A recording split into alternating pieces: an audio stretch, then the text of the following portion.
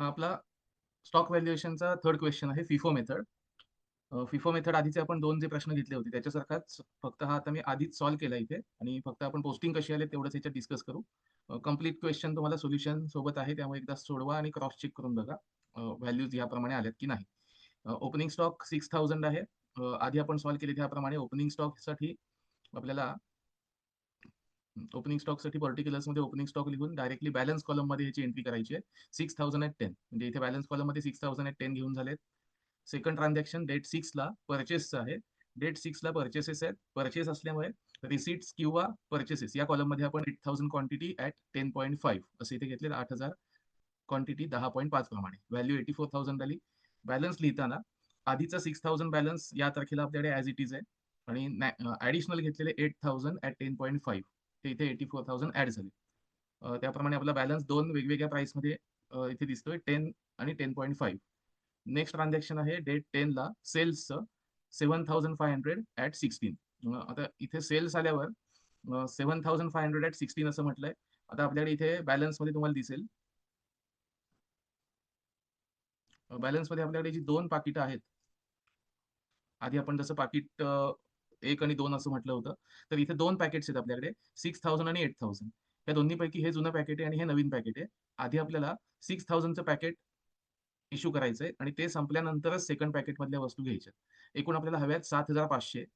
त्यामुळे पहिलं पॅकेट संपूर्णपणे द्यावं लागेल जसंच्या तसं, 6000 ऍज इट इज द्यायला लागतील आणि 8000च्या पॅकेट मधले 1500 एवढीच क्वांटिटी द्यायला लागेल. दोन्हीची टोटल मिळून 7500 येते, जेवढे आपल्याला सेल्ससाठी हवे. त्यामुळे टोटल 7500 होण्यासाठी पहिले 6000 संपूर्णपणे इश्यू आणि नंतरच्या 8000 पैकी 1500 इश्यू करायचे आणि बॅलन्स आपल्याकडे 8 मधून एक 500 गेल्यानंतर 6500चा बॅलन्स येईल. इथे बाजूला लिहून ठेवतो.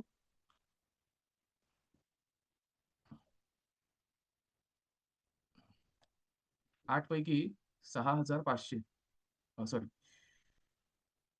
8000 पैकी 1500 एवढे आपण इश्यू केल्यानंतर याच्यापैकी 6500 हा इथे बॅलन्स येईल, 6500, आणि त्याची प्राइस हीच राहणार आहे 10.5. ती प्राइस आपण सेम इथे घेतली 10.5.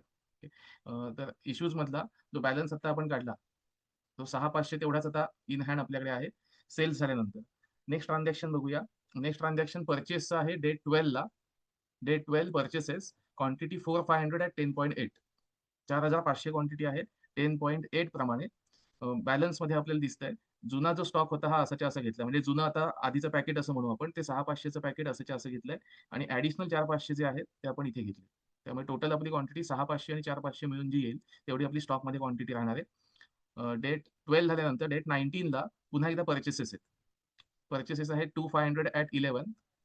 त्यामुळे डेट 19ला आपण लिहिलंय परचेसेस 2500 रेट 11, टोटल इथे 27500 आणि बॅलन्स कॉलम मध्ये आधीचा आपला स्टॉक 6500 आणि 4500 जसाच्या तसा येईल आणि नवीन घेतलेल्या वस्तू ह्या सगळ्यात खाली येतील. आपण पहिल्या प्रश्नापासून लिहितोय की जुना स्टॉक आधी लिहायचा, नवीन स्टॉक शेवटी लिहायचा. त्याप्रमाणे 6500, 4500 आणि 2500 त्याचे रेट्स जे काय आधीपासूनचे आहेत ते सेम इथे घेऊन आपण टोटल इथे स्टॉक काढायचा डेट 19चा. डेट 19 नंतर 23ला सेल्स आहेत 9000. आता सेल्स जे 9000 आहे ह्याच्यासाठी बघायचंय टोटल 9000 होण्यासाठी आपल्याला कोणता कोणता स्टॉक इश्यू करावा लागेल. टोटल 9000 होण्यासाठी आपल्याला ह्या तीन प्रकारची पॅकेट्स आहेत, यातले टोटल 9000 होईपर्यंत आपल्याला इश्यू करायचे. मग 9000 होण्यासाठी फिफो मेथड असल्यामुळे पहिला 6500 हा संपूर्णपणे इश्यू होईल आणि 4500च्या पॅकेटमधून सगळ्या इश्यू होणार नाही. 4500 पैकी थोडासा स्टॉक आपल्याला इश्यू करायला लागेल. मग टोटल 9000 होण्यासाठी हे 6500 संपूर्णपणे येतील. रेट त्याप्रमाणे 10.5 आहे आणि 4500 पैकी जेवढे ऍडिशनल लागतील तेवढेच फक्त इश्यू करायचे, म्हणजे 2500. हे दोन्ही इश्यू केल्यानंतर आपला बॅलन्स बघा, 4500 पैकी 2500 इश्यू झालेत, म्हणजे इथे आता 2000चा बॅलन्स आहे. हे 4500 होते, त्याच्यापैकी 2500 आपण इश्यू केले, म्हणजे बॅलन्स आता येतोय फक्त 2000.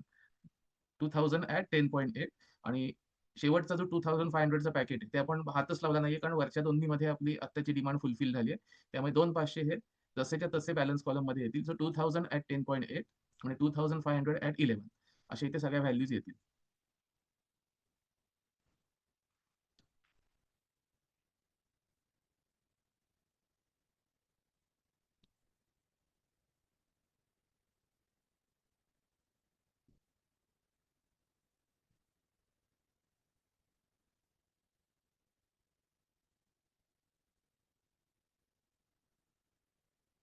ओके. आता बॅलन्स कॉलम मध्ये आपले 2000 आणि 2500 असे आल्यावर लास्ट ट्रान्झॅक्शन आहे 28 ला लॉस बाय थेफ्ट म्हणजे चोरी झाली आहे. 340 युनिट्स आपल्याकडून गेले. लॉस बाय थेफ्ट म्हणजे चोरी झाल्यामुळे आपल्याकडचा स्टॉक 340 ने कमी झालाय. त्यामुळे इश्यूज कॉलम मध्ये घ्यायचं. स्टॉक कमी झाला असेल की आपण इश्यूज मध्ये घेतो. तर 340 एवढी क्वांटिटी आपल्याकडून कमी झाली आहे. ती आधीच्या स्टॉक मधून गेली आहे असं आपण समजायचं व्हॅल्युएशन करण्यासाठी. प्रत्यक्षात कोणत्याही वस्तू गेलेल्या असू शकतील, पण व्हॅल्युएशन पर्पजसाठी जुन्या स्टॉक मधली क्वांटिटी कमी झाली असं समजायचं.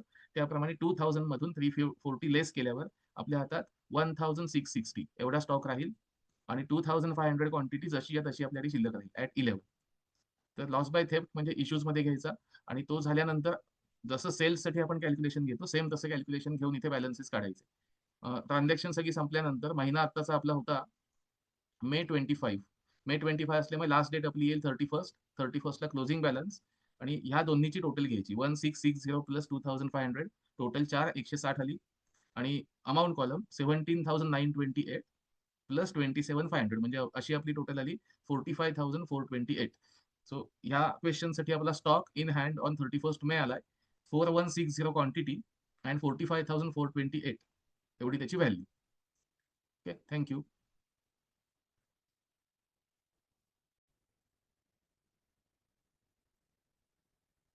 हा आपला स्टॉक व्हॅल्युएशनचा थर्ड क्वेश्चन आहे फिफो मेथड. फिफो मेथड आधीचे आपण दोन जे प्रश्न घेतले होते त्याच्यासारखाच, फक्त हा आता मी आधीच सॉल्व्ह केला इथे आणि फक्त आपण पोस्टिंग कशी आले तेवढंच याच्यात डिस्कस करू. कम्प्लीट क्वेश्चन तुम्हाला सोल्युशन सोबत आहे त्यामुळे एकदा सोडवा आणि क्रॉस चेक करून बघा व्हॅल्यूज याप्रमाणे आल्यात की नाही.